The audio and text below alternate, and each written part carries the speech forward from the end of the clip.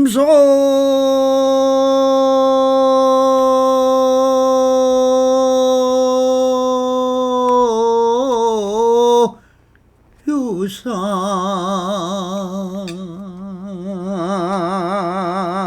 유상이 계시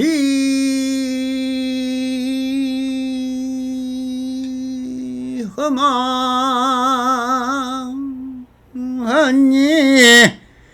역견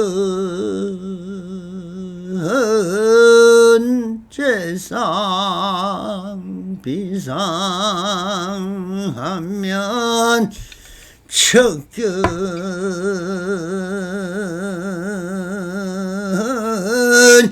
혈액이라 나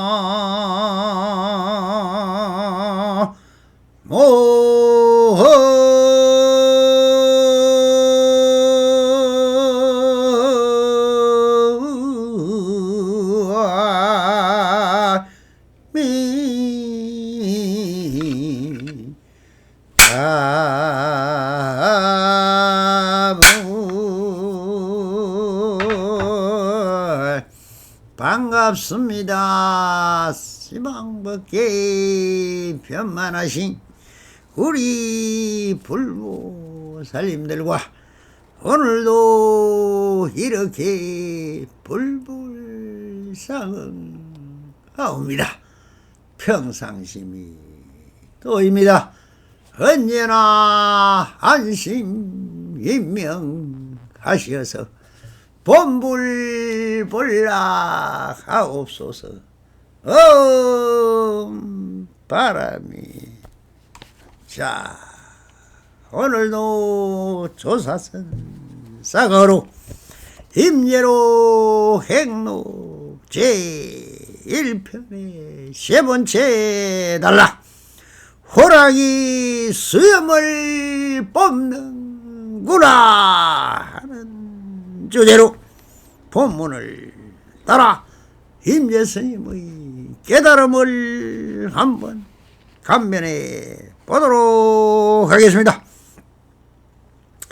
임재스님이 대우스님을 가져가고 다시 황벽스님에게 돌아오자 황벽스님께서 보고는 이놈이 왔다 갔다 하기만 하니 언제 공부를 마칠 날이 있겠느냐라고 하니 오직 스님의 간절하신 높아심 때문입니다.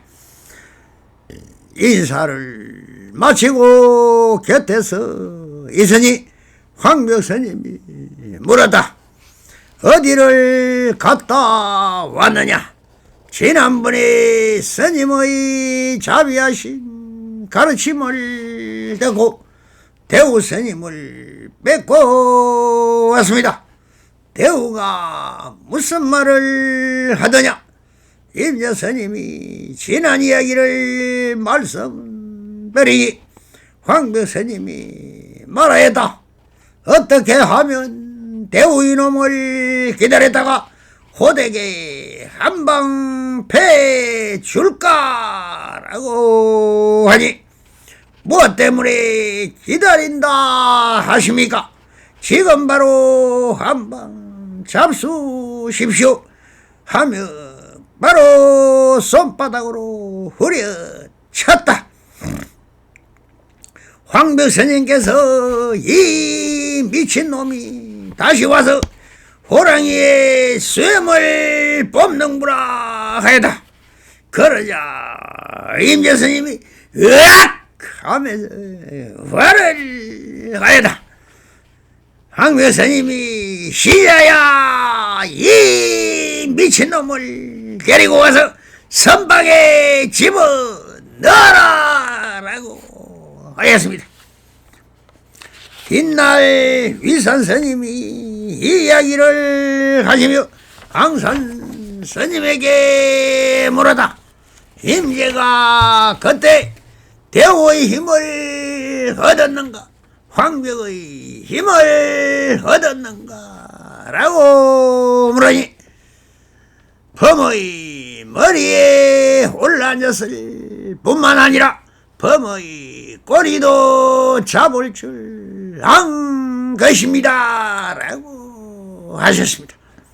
자, 이 행록은 임재스님의 깨달음의 인연을 소개하고 있는 본후에 1, 2편에 이어지는 마지막 부분입니다.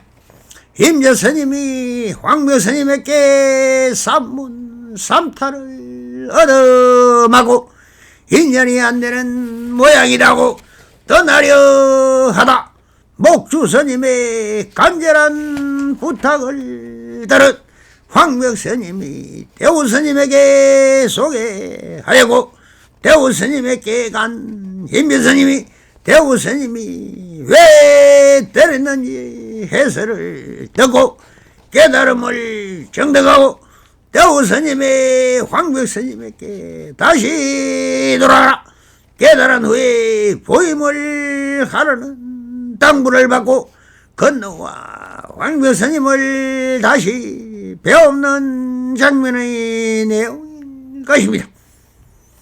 임재스님이 대우스님을 가져가고 다시 황벽스님에게 돌아오자 황벽스님께서 보고는 이놈이 왔다 갔다 하기만 하니 언제 공부를 마칠 날이 있겠느냐 하니 임재스님이 오직 스님의 간절하신 높아심 때문이 옵니다. 목주스님의 당부로 임재스님을 대우스님에게로 보내 황벽스님도 사실 많이 궁금했을 것입니다. 그런데 가자마자 다시 돌아와 버린 것입니다. 다시 돌아왔다는 것은 그래 무엇인가 한 소식을 한 모양이구나. 그렇지 않으면 대우스님 밑에서 수행을 하고 있을 것인데 무슨 일이 있었다는 것은 직감한 황묘스님은 아주 능청을 달듯이 아주 이렇게 말씀을 하십니다. 그러니 임재스님도 또 아주 자기도 이제 중용이 되었다는 듯이 아무 소리도 없이 옆에 와 서있기만 하다 임재스님이 물으니 이렇게 말을 합니다. 오직 스님의 간절하신 높아심 때문이옵니다 라고 하는 말씀을 황벽스님에게 그 간절한 뜻을 알아차리지 못하고 스님과 인연이 아니라고 생각하고 있은 이 납성의 잘못을 대우스님으로 하여금 깨닫게 되었으니 이런 기원을 맺게 해주신 황벽스님이야말로 나를 위하여 베풀어 주신 그 정성을 세상 깨닫게 되었습니다. 다 인연지 소생인데 이 임재가 스승을 만났으니 어느 날 이런 성분일을 맺는 것입니다. 납성이 힘이 닿는 데까지 황벽스님께 결쳐 보고 나는 신병으로 스님을 보필하면서 황벽스님의 그 무지한 중생을 피안으로 수없이 인도하시는 무파비를 이 남성이 빠짐없이 배우고 있게서 스님의 은혜 보답하겠습니다 라는 진정으로 우러나오는 진심을 하려는 말입니다.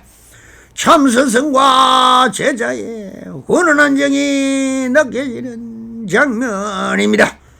인사를 마치고 곁에 서 있으니 황벽스님이 물어다 어디를 갔다 오느냐. 임재스님이 이야기를 말씀드리기 황벽스님이 말아야다. 어떻게 하면 대우 이놈을 기다렸다가 호되게 한 방 줄까?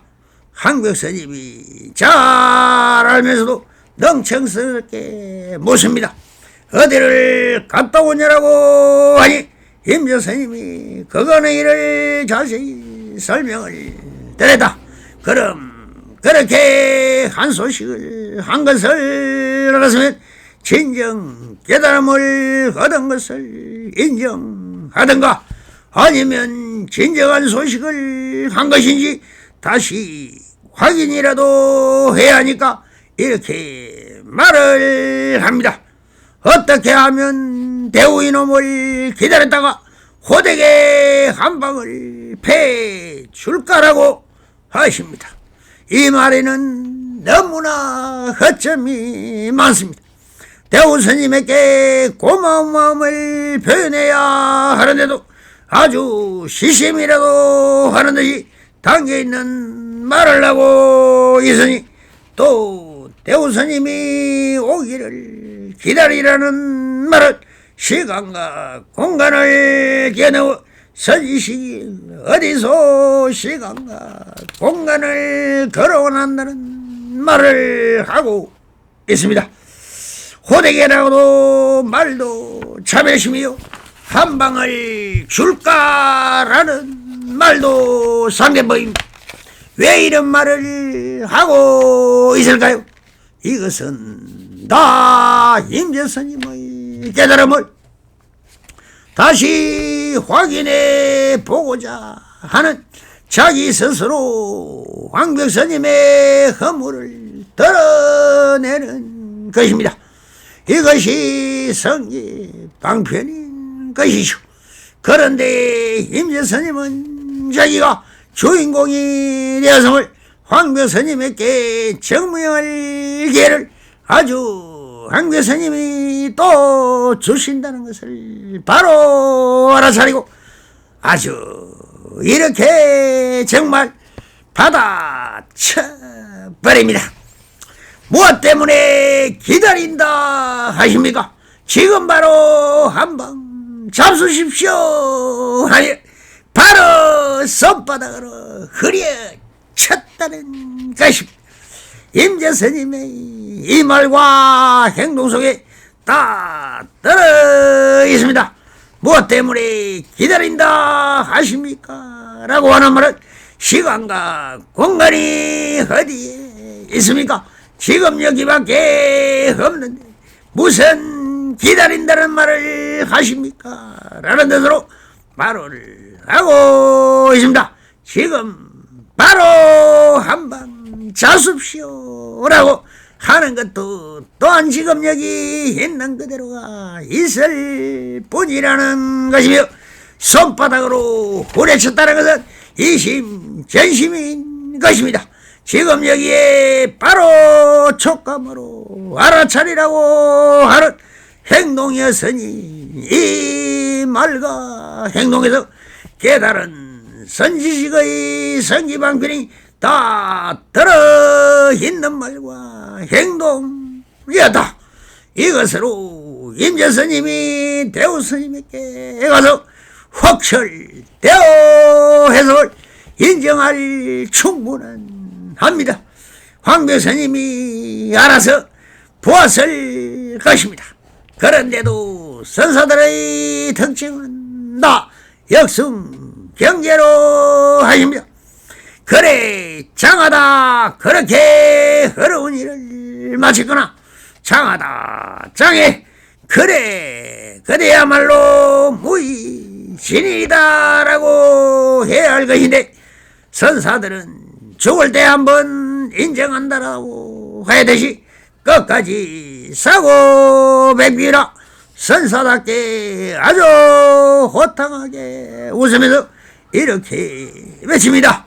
왜 옆에 목주스님이 있었을 것이니까요. 황벽스님께서 이 미친놈이 다시 와서 호랑이 수염을 뽑는구나 하다.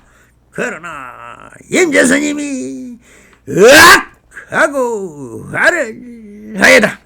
이것은 이 미친놈이라는 말은 역순경계로 잘 미친놈은 성인인 것입니다.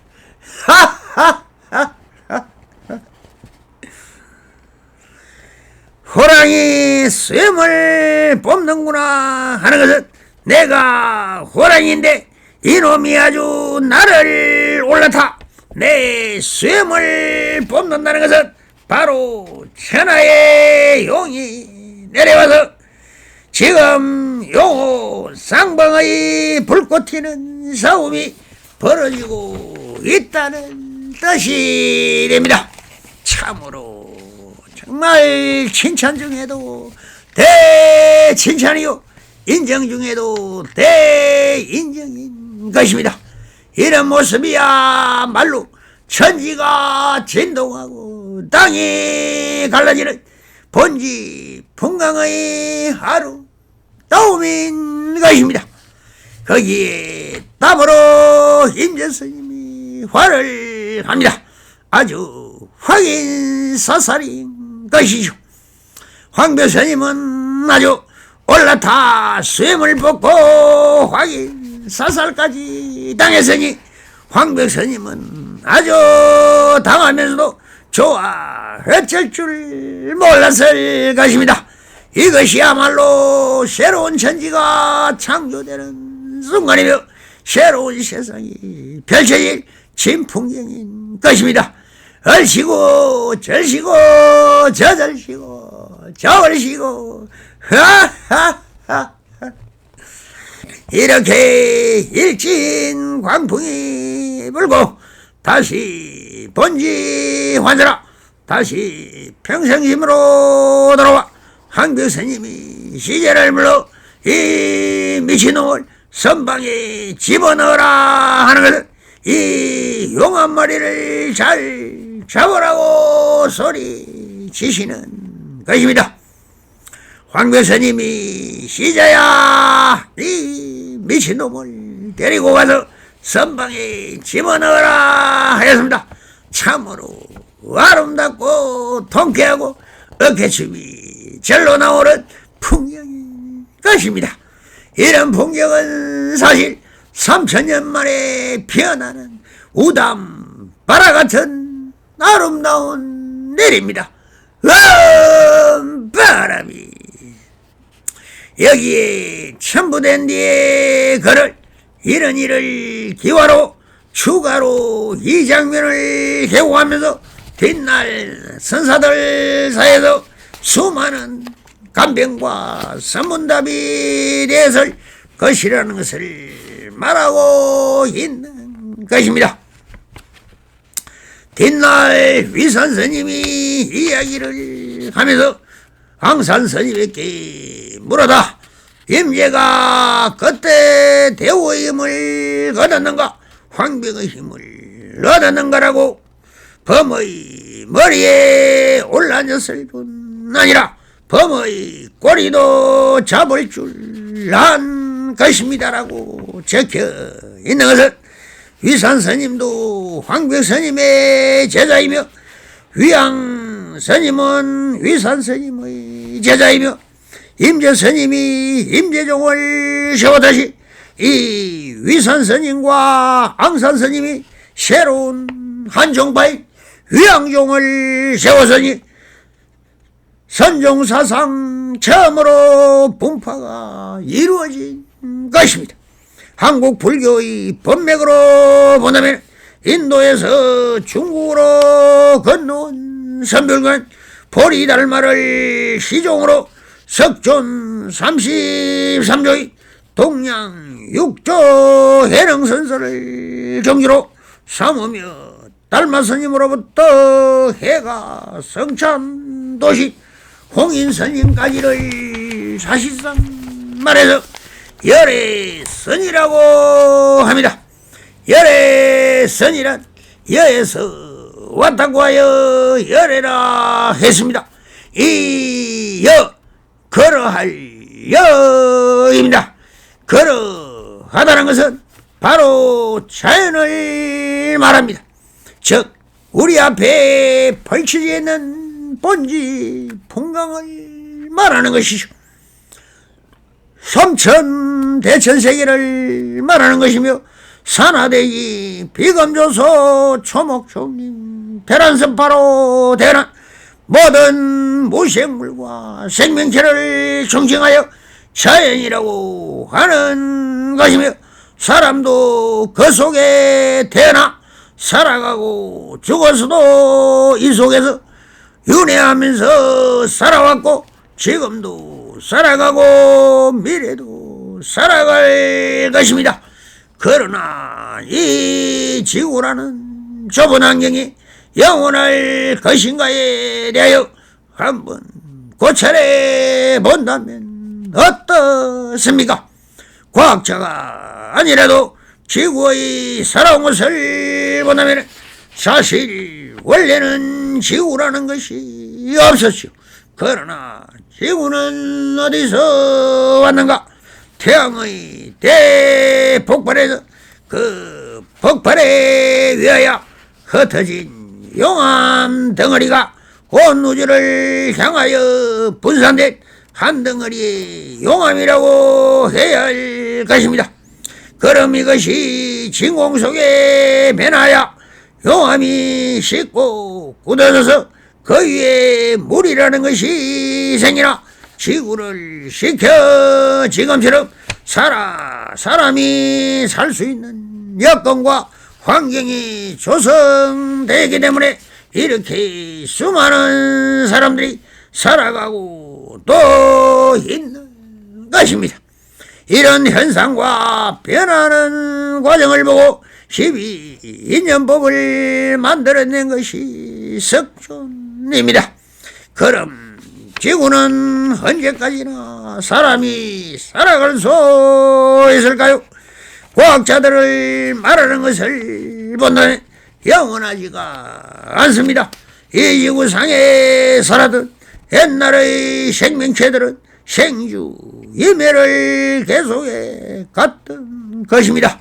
기후도 빙하기와 화산 폭발의 시대를 거치면서 생명들도 공룡들이 살아갈 때 지구처럼 또한 생명체들이 살아가지만 화산 폭발로 다 멸종이 되어버리고 또 빙하기를 거치면서 새로운 비검조수가 태어나 살았으니 그 다음에 인간과 인간의 전쟁과 핵전쟁으로도 인류의 멸망을 생각하지 말아야 하지만 얼마나 이 평화가 유지될 것인가는 우리나라의 현실만 봐도 눈에 보이지 않습니까?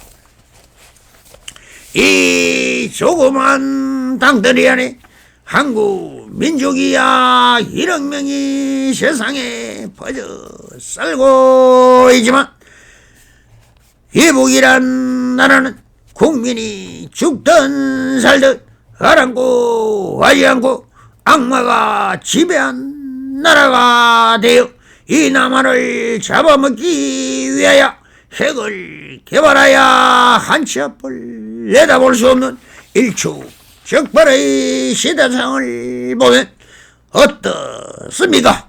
불교의 근본 사상은 자유와 평화와 공생, 공존하지 않습니까?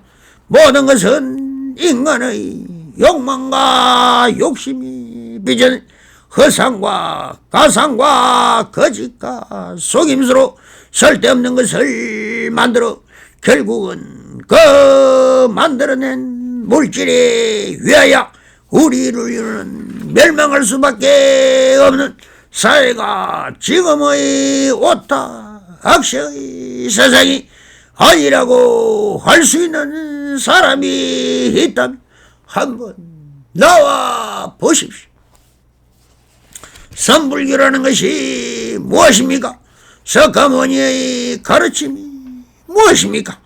오직 자연적 진리에 따라 살아가라. 모든 것은 허망하다. 욕망의 세상은 결국 변하여 사라지는 자연의 원리를 모르고 살아가는 것은 헛된 삶이다. 주어진 여건을 지혜롭게 맑고 향기롭게 자연의 순리대로 살아가면 되는 것입니다. 사람이 만든 법칙에 따라 살아가고 내 욕심대로 살아가면 결과는 무엇일까요? 사람이 만든 법칙은 다 가설이며 허구라는 것입니다. 부디 한번 깨달아서 진리에 개합하도록 스스로 노력하십시오. 모든 것은 잘못된 것이 없습니다. 자연 그대로가 진리며 자연 그대로가 불법이며 시비 분별과 욕심 없는 평화로운 세상을 건립하는 것이 영원토록 살아갈 수 있는 터전인 것입니다. 부디 성불인연 맺어소서. 나무 아미타불 나무 간시양보살 원바람 감사합니다.